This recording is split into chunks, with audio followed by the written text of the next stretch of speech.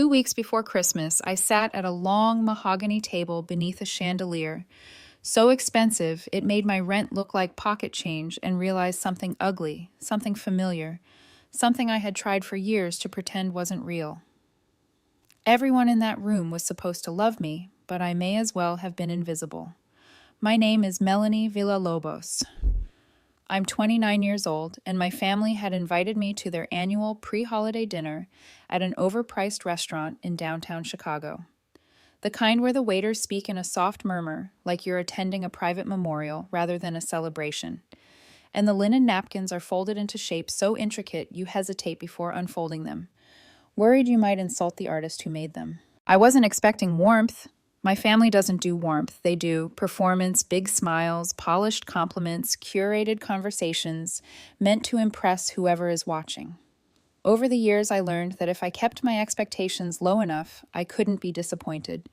But even with expectations scraping the floor, nothing could have prepared me for how that night would unfold. Growing up, I always felt like the piece of the puzzle that didn't quite fit the picture. My parents had my older sister Zara, fresh out of college, the shining star, the girl who excelled at everything from volleyball to AP chemistry, the one who married handsome, charismatic Daniel, who now owned a boutique event company and talked like every conversation was a pitch meeting. 8 years later, I came along.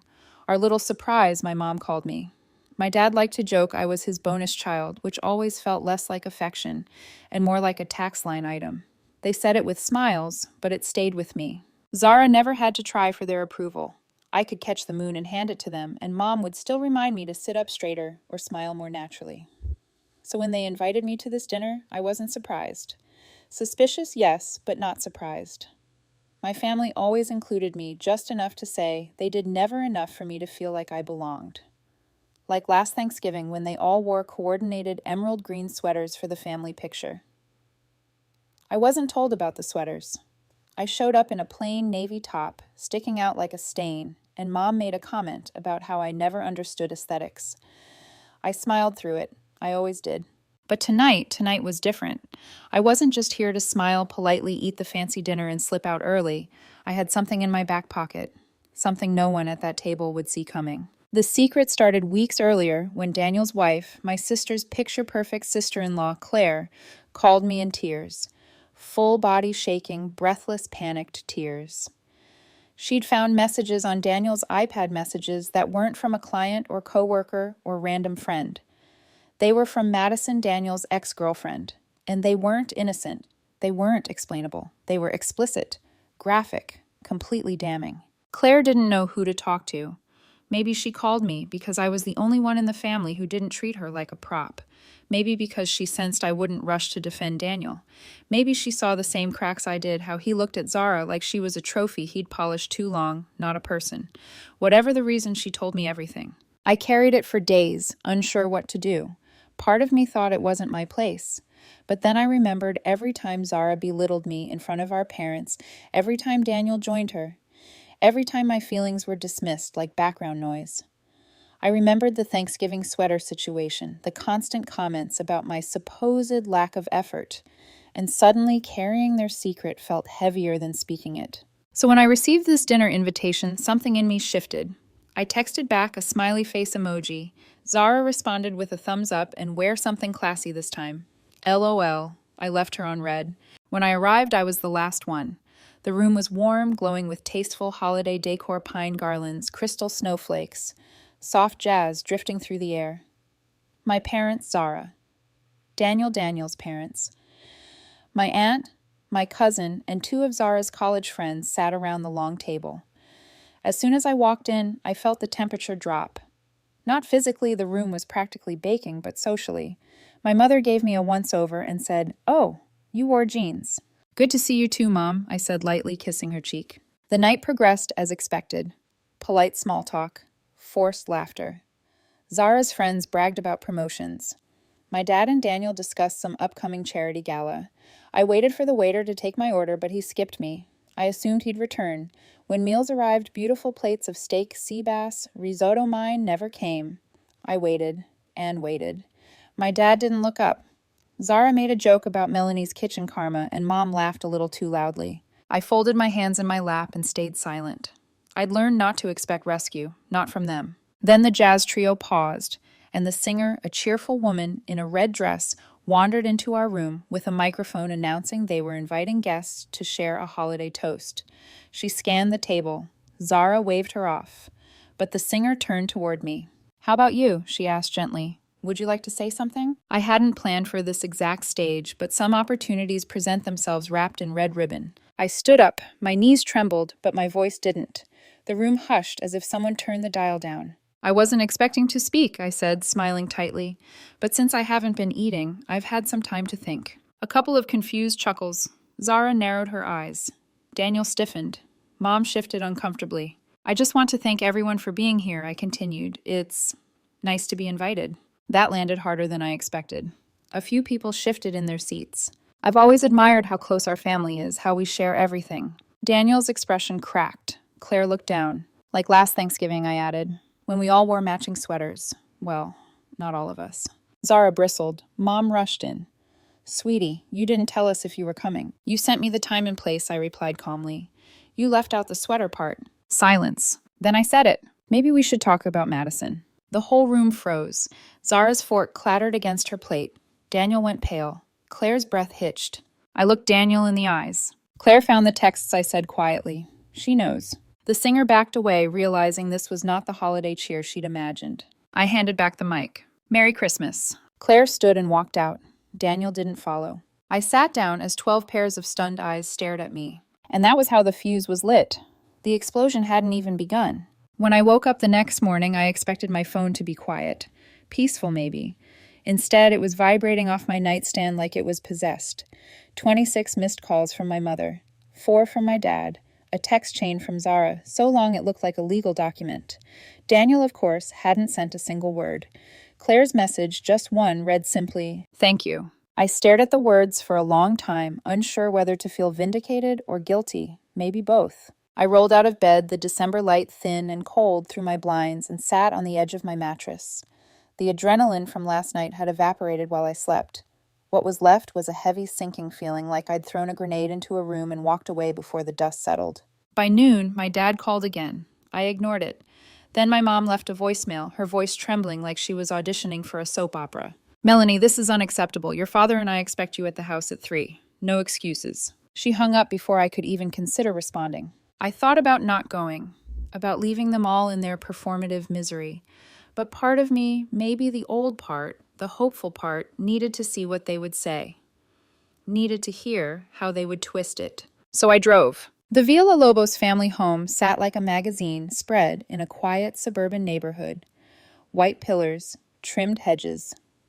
A front door painted the shade of confidence my parents never allowed me to have. I parked by the curb, took a breath, and stepped into the freezing wind. Inside, the air felt colder than outside. Mom and Dad sat stiffly at the dining table, dressed in their Sunday best, even though it was Saturday. Zara was by the window, her arms crossed so tightly her shoulders practically touched her ears. No Claire. Of course not. She'd been excommunicated the second she stopped making the family look good. My dad didn't look at me when I walked in. "Sit," he said flatly. I sat. No one spoke. Not for a full minute. The silence was the kind that accumulates, growing heavier by the second. Then my mother leaned forward, her voice trembling with restrained outrage. "Why would you do that, Melanie?" I blinked. "Do what?" "Humiliate your sister. Humiliate Daniel. Humiliate this family." She said, her tone sharp, like she expected applause for her precision. My jaw clenched. We're really starting there. Not with why Daniel was cheating on Claire for months. "That is not the point." My father snapped his palm, hitting the table hard enough to make the silverware rattle. "It's exactly the point," I replied, staring straight at him. Zara finally spoke, her voice low, seething. "You had no right." I laughed once, bitter, sharp. "No right," Claire called me, sobbing. She didn't know who else to turn to. And unlike the rest of you, I actually listened.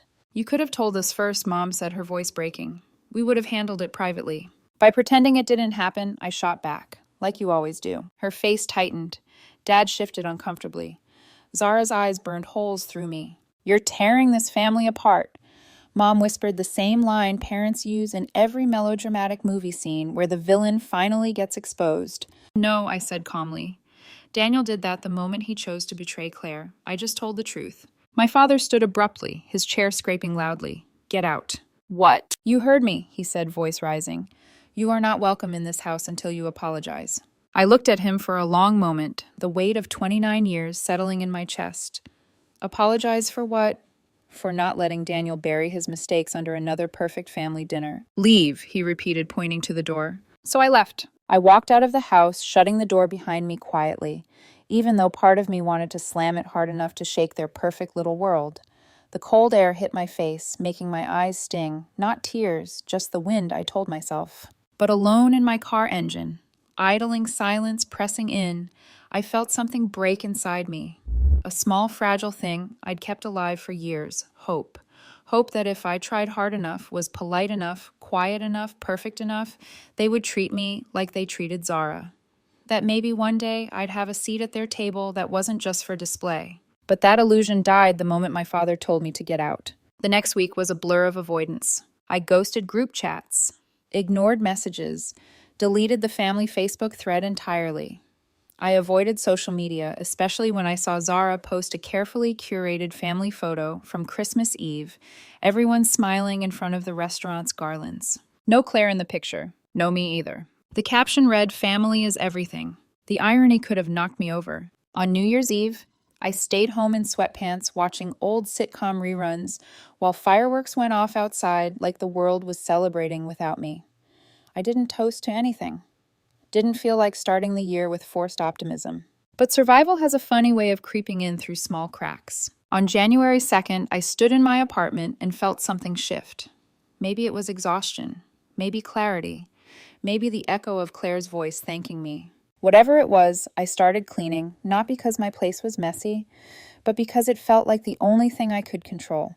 I boxed up old clothes, threw away trinkets that reminded me of people who had never really cared, and deleted numbers I'd kept out of obligation, not affection. Then almost on impulse, I unfollowed Zara on everything. Then I blocked her. It felt petty. It also felt like oxygen. The next day, I finally called Claire. She didn't answer, but 30 minutes later, she texted, "Can I call you in an hour?" When she did, her voice sounded steadier than it had in weeks. "Are you okay?" she asked. "Not really," I said, "but getting there." She let out a soft laugh. "Same." We talked for an hour, then two.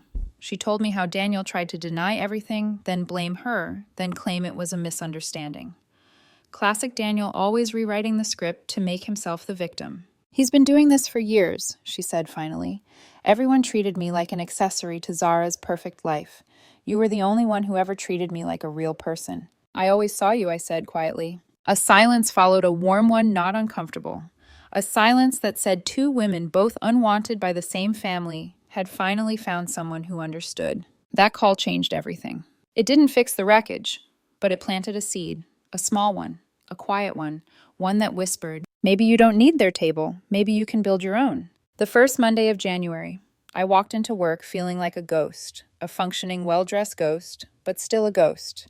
My coworkers chatted about holiday trips and New Year's resolutions, all smiles and fresh starts, completely unaware that I'd spent the last week dragging myself across the emotional equivalent of broken glass. But as I sat at my desk staring at a blank design board on my screen, something unexpected stirred inside me.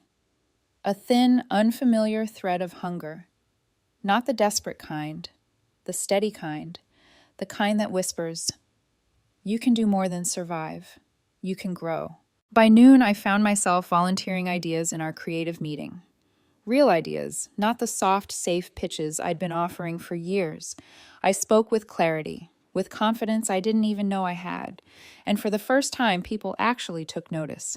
Our creative director, Evelyn, leaned forward, eyebrows raised. "Melanie, that's strong work," she said. "Let's explore that direction." I felt something warm bloom in my chest. A yes I'd been waiting to hear for far too long. That night, as I walked out into the freezing twilight, my phone buzzed. A message from Ethan, my boyfriend. "How's your day?" "Want dinner. I'm in your neighborhood." I stared at the text, feeling a tug in my chest. Comfort, safety. Something gentle against the raw edges left by my family. Ethan had been in my life for a year and a half, steady, thoughtful, patient, with my emotional hesitations. He never demanded entry into parts of me I wasn't ready to reveal. He let me open doors at my own pace. It felt almost foreign after a lifetime of being pushed, judged, corrected. I typed back, "Yes, Thai place." 15 minutes later, we were sitting in a booth with yellow curry steaming between us. Ethan's brown eyes scanned my face like he was taking inventory of every unspoken emotion. You look lighter, he said finally. I let out a small laugh. I don't feel lighter. But something shifted, he said gently. I nodded. Yeah, maybe I'm just tired of apologizing for existing. He reached across the table and entwined his fingers with mine. Warm, grounding, real. You don't owe anyone an apology for telling the truth, he said, especially not people who've made you feel small. The words hit somewhere deep, somewhere tender. I swallowed. Thank you, I murmured. He squeezed my hand, and for a moment the world felt manageable. 2 weeks later, Claire and I met for coffee. She looked different. Not entirely okay. Her eyes were still rimmed with exhaustion, but there was a clarity to her face, a steadiness that hadn't been there the night she called me sobbing. She hugged me tightly. Thank you for coming, she said. You don't have to thank me for that, I replied. We ordered drinks, mine a latte, hers a chamomile tea, and sat in a small, quiet corner of the cafe. Snow drifted outside the window, soft and slow, like the city was trying to exhale. How are you? I asked. She laughed a brittle sound. Honestly, some days I feel like I'm made of broken glass. Other days I feel like I'm finally waking up. I nodded. That sounds familiar. We talked for hours. She told me about the fights with Daniel, how he'd gaslit her, made her feel unreasonable for questioning the late nights and the secretive texts, how he'd turned neglect into normality. I kept thinking it was me, she said quietly. I kept thinking I wasn't enough. You were more than enough, I said. The conviction in my voice surprised both of us. Her eyes glistened, but she didn't cry. Instead, she smiled softly. You know, I never had a sister. Not really. Zara tolerated me for the aesthetics your mom treated me like set dressing, and Daniel, well, she exhaled. You were the only one who ever asked how I actually felt. Something warm and tight formed in my chest. A connection fragile but real. And you can ask me that too, I said. Anytime. She nodded, eyes soft. Two women who'd spent years orbiting a family that had no real room for them, finally landing on solid ground together. When our conversation drifted to work, her event planning projects, my design deadlines, she paused and leaned forward. You know, she said thoughtfully, you have a real eye for branding and emotion. I've seen your work for years. You could do so much more. I shrugged, a defensive habit. Maybe. No, she insisted. I'm serious. You could build something incredible. That idea landed like a spark in a dark corner of my mind. Something that felt impossible but also tempting. Later that night, Ethan came over with a bottle of wine and that easy smile that always seemed to steady me.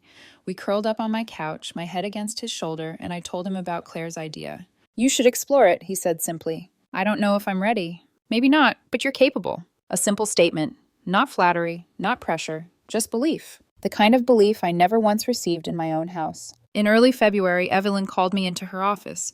She gestured for me to sit, then folded her hands. I've been watching your recent work, she said. You're taking initiative, leading without being asked. It's impressive. My heart thumped. Have you ever considered going senior? I blinked. Seriously? She smiled. Seriously. I walked out of her office in a daze, my heart buzzing with shock and pride. For so long, I had convinced myself that invisibility was my default setting. But suddenly, people were looking, seeing. Not because I screamed for attention, but because I stepped into my own voice. That night, I called Claire. She squealed so loudly I had to pull the phone away. Oh my God, Mel, that's amazing. Her excitement felt like sunlight, a warmth I hadn't known I'd been missing. We should celebrate, she said. Only if you promise not to bring champagne, I joked. I don't trust my balance around bubbly. We laughed until we couldn't breathe. It had been years since laughter with another woman felt this comfortable, natural, unperformed. Years since I'd felt chosen rather than tolerated. But life has a way of balancing joy with shadows. In the middle of February, Claire said something that changed everything. We were sitting in her friend's apartment sharing takeout when she casually mentioned something about her finances, about the trust fund her in-laws had created when she and Daniel married, the one that required both their signatures. We used part of it for the condo, she said, but I think Daniel might have pulled more later. He claimed it was for renovations. I never saw any receipts. I froze. Claire, did you authorize those withdrawals? She frowned. No, I thought they were from his personal account. The spark in my mind flared into flame. Claire, I said slowly, if he used money from a joint trust without your consent, that's fraud. Her eyes widened. And just like that, everything shifted. There was more to uncover, more truth to bring into the light, more justice waiting quietly in the shadows. The fuse I lit at Christmas, that wasn't the explosion. This was. Claire didn't sleep the night she realized Daniel might have stolen from the trust. I heard it in her voice the next morning when she called raw, jagged edges barely held together by determination. She'd spoken to her lawyer. Documents would be requested. Signatures would be compared. The details would unravel naturally.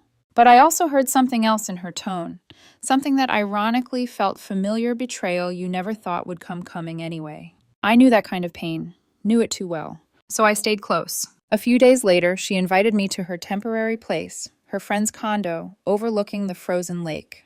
Snow was falling like dust over the water, turning everything quiet and blurred. Claire sat on the couch, wrapped in a thick blanket, her laptop open, bank statements scattered across the coffee table like a crime scene waiting for an investigator. "You know what's wild?" she said without looking up. "I used to think Daniel was smarter than me, like he'd always be 10 steps ahead, but he's not. He just walks with confidence and hopes no one checks the receipts." "That's the Villalobos family method in general," I said dryly. She let out a breathy laugh. "You're not wrong." I sat beside her, scanning a spreadsheet. My brain switched into problem-solving mode without me noticing. "You realize," I said slowly, "you have something he never expected. Proof. Actual proof." She looked up at me, eyes tired but steady. "And you realize you're the only person in this entire family who isn't afraid of them." Something in my chest tightened, but it wasn't pain. It was recognition. A strange kind of pride. We worked in silence for an hour, cross-checking dates, highlighting red flags. But eventually our conversation drifted back to what it always seemed to circle around: lately beginnings. "I still can't believe you pitched that idea in your meeting," Claire said suddenly. "You would have never said a word last year." "Because last year I still thought maybe, just maybe, my family would see me. And now," I smiled faintly, "now I see myself." She stared at me with an expression I couldn't quite define. Not admiration, not surprise, something warmer, something steady. "You know," she said, "I wasn't kidding about the branding studio idea." I blinked. "Claire, I'm serious." She leaned forward. "Your eye for design is sharp. And with my event planning experience, we could build something real. Weddings, small businesses, creative entrepreneurs. Everyone wants visuals that feel modern and emotional. You get emotions better than most people." I scoffed lightly. "Probably because I've spent years dissecting every feeling I'm allowed to have." "Exactly. That's your superpower." The room felt warmer suddenly, not because of the heater, because possibility has a way of changing the temperature. "You think we could actually do it?" I asked. "I think we already started," she said. "You said you wanted to build your own table, right? Let's build it." I hadn't realized how badly I needed someone, not Ethan, not coworkers, not the faded echo of my parents, but someone who'd been in the trenches with me, to look at me and say, "I believe in what you can create." That night, after Claire fell into a much-needed sleep, I drove home through thick snow tires, crunching over ice. Ethan called as I pulled into my apartment lot. "You okay?" he asked. "Yeah, just thinking. About—" I hesitated, "starting a business." A beat of silence. Then, "Mel, that's incredible." "You don't think it's crazy?" "No," he said simply. "I think it's brave." Brave. I didn't feel brave. But the words sat warm against my skin like something I could grow into. Over the next month, Claire and I built the skeleton of our studio. We met twice a week, sometimes at my apartment, sometimes at hers, sometimes in a booth at a cafe, where baristas started greeting us by name. I created mock-ups. She developed brand strategies. We brainstormed ideal clients, created mood boards on Pinterest, drafted package tiers, built a color palette: deep navy, soft ivory, a warm gold accent. Something sophisticated but emotional. Something that felt like both of us. We settled on a name: Studio North. "It fits," Claire said. "Everything you've done in your life has been about finding your own north." I didn't trust my voice enough to answer, so I just nodded. Ethan watched the whole process with gentle awe. He didn't insert himself, didn't try to take charge, didn't claim credit for my momentum. Instead, he brought us coffee on late nights, cooked dinner. When I forgot to eat, looked at me with pride when I showed him logo drafts. One night, as he sat beside me editing photos for the website mock-up, he slid his hand over mine. "You don't shrink anymore when you talk about your ideas," he murmured. I hadn't realized I'd ever shrunk. Meanwhile, Daniel's life was starting to unravel. Claire's lawyer had formally filed the discovery request on the trust. His company, who prided themselves on family values and perfect branding, caught wind of the cheating scandal. A suspension followed, then an internal review. Zara kept posting perfectly edited photos of dinners, brunches, charity events, but her eyes were always tight, her smile strained. Mom texted me twice, once to ask if I plan to drag the family name into more chaos, and once to suggest that everyone makes mistakes, Melanie. Dad never reached out. It was strange watching their curated world crack. They still didn't blame Daniel. Never Zara. Always me. But for the first time in my life, it didn't crush me. It didn't even dent me. I was building something they couldn't sabotage, a life that didn't need their permission. By early March, Studio North had a full draft website. Claire's friend, a boutique hotel manager, asked if we could mock up a rebrand proposal. She gave us a week. We worked harder than we ever had. Late nights, early mornings, coffee cups stacking, laughter between moments of intensity, shared exhaustion, shared determination. When we finally finished, we sat side by side, staring at the polished presentation glowing on Claire's laptop. "We did that," Claire whispered. "We did," I said. We pitched. We held our breath. We waited. And then a week later, an email. "Studio North is officially hired." Claire screamed. I jumped. We hugged so tightly I nearly knocked us both onto the floor. For a moment, just a moment, it felt like the world had snapped into alignment. Like everything unfair, everything painful, everything dismissed and ignored had led to this, the first seed of a future built on our terms. But as with all victories, shadows weren't far behind. Because the more Studio North grew, the more confidence I gained, the more Claire rebuilt, the more our lives began to bloom, the more desperate Daniel became. And desperation from a man like him, it doesn't drift quietly into the night. It shows its teeth, and his teeth were coming. The invitation came on a Thursday afternoon, tucked between a grocery store coupon flyer and a heating bill. My mother's handwriting sat proudly on the envelope, the looping cursive she'd perfected in Catholic school and wielded like a badge of superiority. Inside was a cream-colored card with embossed gold lettering. "Join us for Daniel's 35th birthday, family and close friends only." Family. The word might as well have been a slap. I stared at it for a long minute, heartbeat, thudding dully in my ears. After everything, the Christmas explosion, the accusation, the exile, they still believed my attendance was obligatory, expected, a dutiful daughter's role. I tossed the card onto my kitchen counter and walked away. But that evening, when I told Claire she surprised me, "You should go," she said. I blinked. Why would I ever do that? "Because this is the moment," she said calmly. "The moment they see who you've become. Not the Melanie they think they can manipulate, the one they can't ignore. And you think a birthday party is the perfect arena for this transformation?" "Exactly," she said, dead serious. "They expect you small. You don't have to walk in shouting. Walking and standing tall is enough." I didn't answer right away, but her words stayed with me. Later that night, Ethan stopped by with groceries, his version of affection, when he sensed my stress building. I handed him the invitation. He read it, raised an eyebrow. "Oh," he said simply. "They want a show." "Then I won't give them one." He shook his head gently. "Mel, showing up isn't giving them anything. It's taking something back." "And what's that?" "Your place in the room.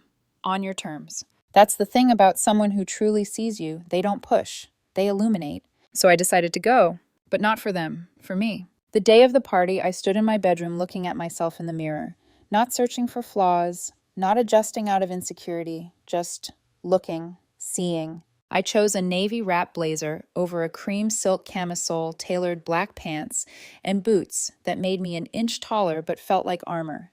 My curls fell softly around my shoulders. I added earrings, minimalist gold hoops, and a single swipe of red lipstick. I didn't feel like a different woman. I felt like myself, finally uncluttered by their expectations. Ethan drove me to my parents' house. He squeezed my hand before I got out. "You don't owe them anything," he said, "but you owe yourself honesty. Walk in as you." I kissed him and stepped into the cold. The backyard was decorated with string lights and catered tables because, of course, Daniel couldn't have a simple birthday party without turning it into an event. Guests mingled beneath patio heaters, holding margaritas and sliders like props for a lifestyle photo shoot. As I stepped through the gate, conversations faltered. Heads turned. Not dramatically, not like a movie, but enough. Eyes widened. Murmurs started. A ripple of surprise. Because the Melanie they remembered had always walked into rooms apologetically, shoulders slightly hunched like she was bracing for impact. This Melanie wasn't bracing for anything. Zara spotted me first. Her expression twisted confusion, irritation, and something like fear buried deep. She offered a stiff smile. "Melanie," she said, voice too bright, too sharp. "You came." "I was invited," I said simply. My mother floated over like a queen interrupting a coronation. "Sweetheart," she murmured, kissing the air near my cheek. So good to see you. You look lovely. The compliment was so rehearsed, I almost checked for cue cards. My father followed, clapping me on the shoulder. Good to have you home, he said, as if he hadn't kicked me out 2 months earlier. They were trying to rewrite the past in real time. I didn't stop them. I simply didn't play along. I won't stay long, I said politely. Mom's smile flickered. Then Daniel approached. He was smiling that same polished smile he used in all his professional photos, but the skin around his eyes was strained, cracking under pressure he couldn't disguise. Mel, he said with forced cheer. Glad you could make it. I nodded. Daniel. He leaned in slightly, tone lowered. We should probably put the Christmas thing behind us. It's been stressful for everyone. You mean for you? His jaw tightened. I think you've had your say. I think I've only begun, I said calmly. His fake smile faltered. Before he could respond, one of his friends approached, interrupting us. Hey, Daniel, someone wanted to ask about the rebrand project. Heard you got suspended from the office for a bit. He stiffened. It was a misunderstanding. I hid my smile behind my drink. I mingled. I was polite. I asked about people's kids, their jobs, their holidays, but I didn't offer much about myself, just enough information to let them fill in the blanks. And when someone asked what I'd been working on lately, I answered truthfully. I co-founded a design and branding studio. We recently landed our first major client. Studio North, said another guest nearby. I've heard of that. You're doing the Lakeview Boutique, right? A few people turned to look at me with curiosity, genuine curiosity. Wait, you made that mood board that went viral on Pinterest, another asked. I nodded. Conversations swirled. Someone asked for a business card. Another wanted my website. Someone else asked if I took small business clients. And that was the moment Daniel realized exactly what was happening. He pushed through the circle of guests, his smile stiff. You're freelancing now, he asked, tone dipped in sugary disdain. Not freelancing, I corrected. Running my own firm. That's cute, he said. Cute. The word landed like an insult wrapped in velvet. I smiled slowly. We just want to pitch against your old company for the tech startup rebrand. Their CEO said they preferred our emotional approach. Daniel's smile cracked. You what? Wouldn't mention it otherwise. His expression tightened, fury pulling at the edges. What do you want, Melanie? He snapped quietly. A medal. No, I said gently. Just wanted you to know I'm not where you left me. He stared at me, really stared, searching for the old version of me, the pliable one, the quiet one, the one who would shrink for his comfort. But she was gone. He had no tools left to use against me, and he knew it. I let him stand there, fists clenched, jaw grinding, trapped in a cage of his own making. Then I walked away. I said goodbye to a few people. Not to my parents, not to Zara, not to Daniel. Ethan was waiting in the car. I slid into the passenger seat. Everything okay? He asked. Better than okay, I said. I saw them clearly tonight. And I think they saw me too. He smiled, eyes warm. Ready to go home? Yeah. But as we pulled away from the curb, one thought anchored itself in my mind. Daniel wasn't done, not by a long shot. And the deeper we walked into success, into truth, the more desperate he would become. Because for people like him, losing control wasn't an inconvenience, it was a threat. And threatened men do dangerous things. The discovery packet arrived on a Wednesday morning, thick bound and stamped with the law firm's insignia. Claire called me within minutes, her breathing uneven. He forged it, she said. No greeting, no build-up, just the truth. I drove straight to her friend's condo. Claire sat at the dining table in leggings and an oversized sweater, her hair pulled into a messy bun that screamed she hadn't slept. Papers were spread across the table like shattered glass. She slid a page toward me with trembling fingers.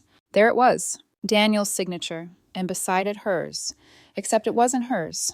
It's close, she whispered, but that's not my handwriting. I would never make the C like that. The evidence was undeniable. Claire swallowed hard. He forged my name on a restricted trust. Then we have him, I said quietly. But her eyes weren't triumphant. They were sad, deeply sad. Mel, I married this man. I trusted him. I reached across the table and took her hand. And he shattered that trust long before this. This just proves it. Her lips trembled. You think your family will believe me? No, I said honestly, but they will have to face it. Claire wiped her eyes. My lawyer wants to file a motion to freeze the account until the investigation is complete. Do it. She nodded, resolve building beneath the grief. And Melanie, she added softly, I want you there when we meet with your parents. I blinked. Claire, they're not my... I know, she interrupted, but I need someone in the room who won't be manipulated by the theatrics. Her eyes held mine with a quiet plea. Please. And the truth was, I wanted to be there, not for vengeance, but for closure. For years, I had been the outsider at my own family's table, the inconvenient child. The one easy to blame, easy to silence, easy to dismiss. Now they would have to look at me. Now they would have to hear me. Now they would have to see the truth they always refused to acknowledge. The meeting was scheduled 2 weeks later in a high-rise downtown law office with floor-to-ceiling windows that overlooked the frozen river. My stomach twisted as I rode the elevator up with Claire, but her presence anchored me. Beside her, I felt taller, steadier. We entered a conference room where my parents Daniel, the estate trustee, and their lawyer were already seated. My mother's eyes widened when she saw me. "Melanie," she said sharply, "why are you here?" "Because Claire asked her to be the trustee," said, before I could answer. Daniel shot me a look of pure venom. Good, I thought. Let him feel something real for once. Claire sat directly across from him. Her posture was perfect poise, not weak, not broken. My mother barely glanced at her. The trustee began. "We're here to address the recent discovery of unauthorized withdrawals from the Villa Lobos Marital Trust." Daniel opened his mouth, but the trustee continued. "Our review confirmed that $21,300 was withdrawn under the pretense of condo renovations. However, no contractor receipts exist, nor any work orders. More concerning," he paused lifting a document, "is that Mrs. Claire Villalobos Bennett did not authorize this withdrawal. Her signature was forged." Silence. My mother gasped softly, hand flying to her chest. My father's jaw tightened. Zara looked at Daniel as if she'd never truly seen him before. Daniel blurted, "It was a mistake. Claire misunderstood." "I didn't misunderstand anything," Claire said, voice steady as steel. "I never signed that document." Daniel's eyes darted to my parents, searching for rescue, for validation, for the old pattern of protecting the golden couple at all costs. Mom leaned forward. "Daniel, is this true?" He stammered. She wasn't available, I thought. "You submitted falsified paperwork," the trustee cut in. "That is not a misunderstanding. It's a breach of contract, and it carries potential legal consequences." My father pinched the bridge of his nose, his face turning a blotchy shade of red. "We can handle this privately," he said through gritted teeth. "We don't need lawyers involved." Claire raised an eyebrow. "Your son committed fraud." "Alleged fraud," Mom corrected instantly, voice shrill. "Proven," the trustee said calmly. He set down the file. "We have handwriting analysis confirming the forgery." Daniel's shoulders caved in. He looked small, much smaller than I'd ever seen him. His perfect facade cracked and crumbling. Claire reached for her folder and placed it on the table. "I'm not pressing charges," she said. Daniel's head jerked up, hope flickering desperately. But she continued, "I want my half of the trust returned with interest, and I want full ownership of the condo." Daniel's face collapsed. "The condo is half mine. Only if we go to court," Claire said softly. "And if we do, the judge will see the fraud, the infidelity, the financial misconduct, and the pattern. Then you'll lose more than the condo." The room went silent. Claire stared at him without flinching. "So here is the deal: you walk away clean. I keep the condo. I get my half of the trust back, and we settle this quietly." Daniel looked around, desperate for a lifeline. His gaze fell on my mother. She looked away. He turned to my father. Dad's voice was hollow. "Sign it, Daniel." Daniel slumped into his seat, defeated. "Fine." The trustee nodded. "We'll begin paperwork." And just like that, the empire Daniel built on charm and lies crumbled in one meeting. Claire and I stepped into the hallway afterward, the door closing behind us with a soft click. The moment it shut, she exhaled a shaking breath. "You okay?" I asked. "No," she said honestly, "but I will be." We stood there for a long moment, just breathing, letting the tension drain. Then she looked at me with a soft, trembling smile. "You know," she whispered, "I never would have gotten through this without you." "You did this," I said gently. "I just stood beside you." She shook her head. "No, you gave me strength when I had none. That's worth everything." Something warm filled my chest. Not pride, not triumph, something simpler. Belonging. Not the family kind I had begged for, the chosen kind. We walked toward the elevator together, quiet, side by side. Then my phone buzzed with a new message. "From Zara." It read, "We need to talk alone." A cold ripple slid down my spine. Because if Daniel was collapsing, then Zara, my mother's perfect daughter, my parents' gleaming pride, would do anything to keep their world from breaking with him. And anything from her had never meant anything good for me. Zara's message stayed on my lock screen for an hour before I even opened it. "We need to talk. Alone." It felt like a summoning, the kind she perfected in childhood, where her tone alone demanded obedience, where I was expected to rearrange my world for her convenience. But I wasn't that Melanie anymore. Still, curiosity tugged at me. Fear, too, if I was honest. Old roles don't disappear easily. They linger like invisible strings waiting for a tug. Eventually, I replied when and where. She chose a cafe downtown. Neutral territory. Public. Safe. Or so it appeared. When I arrived, Zara was already sitting near the back spine, straight hands folded neatly in her lap. She didn't stand when I approached, didn't smile. She simply looked at me with an expression I couldn't read, somewhere between accusation and desperation. "Thanks for meeting me," she said stiffly. "Sure." We sat in silence for a long moment, the hum of espresso machines filling the air between us. Finally, she spoke. "You've been causing a lot of upheaval." I stared at her. By telling the truth, her jaw tightened. "By making everything about you." I almost laughed. "You're kidding, right?" "Melanie, ever since Christmas, everything has been chaos. Mom is a wreck. Dad can barely sleep." Daniel committed fraud," I cut in.